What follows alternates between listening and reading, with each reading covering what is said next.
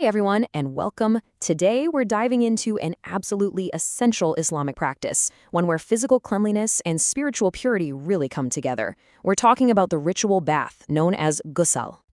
So, what is it at its core?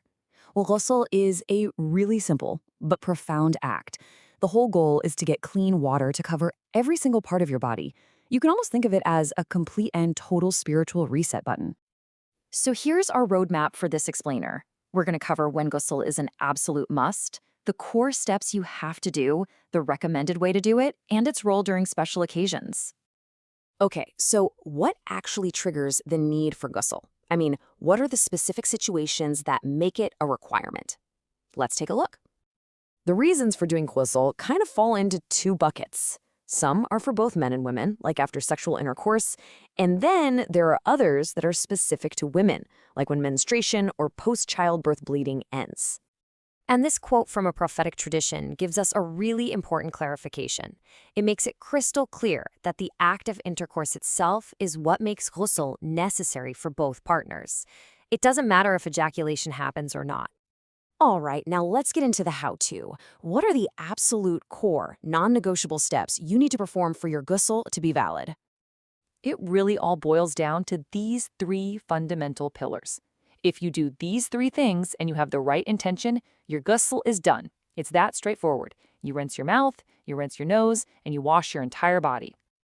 Now that third step, that one requires some serious attention to detail. It's not just about standing under a shower and letting water run over you.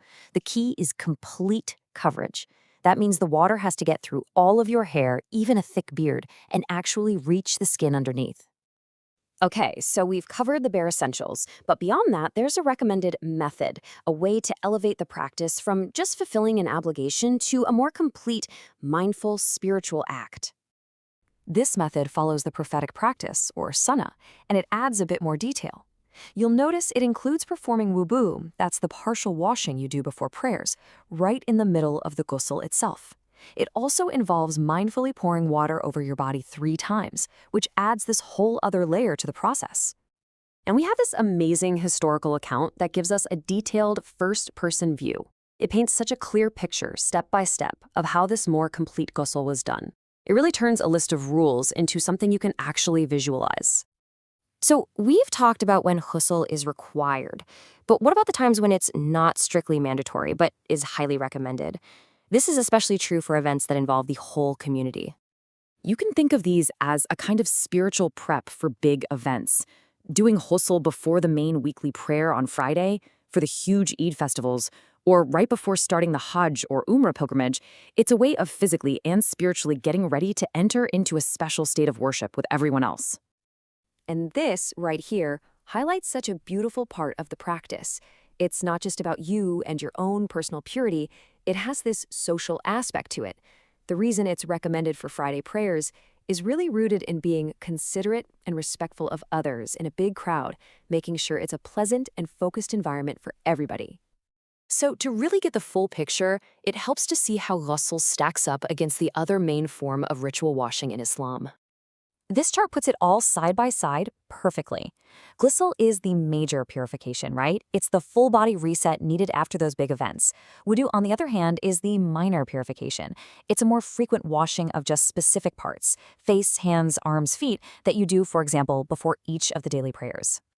All right, so let's do a quick recap. The key things to remember are, ghusl is a full-body ritual purification. It has 3 core must-do steps. It's required after certain major events, but there's also a more detailed recommended way to do it. And it's also a great way to spiritually prepare for important community events like Friday prayers and festivals. And that brings us to our final thought for today.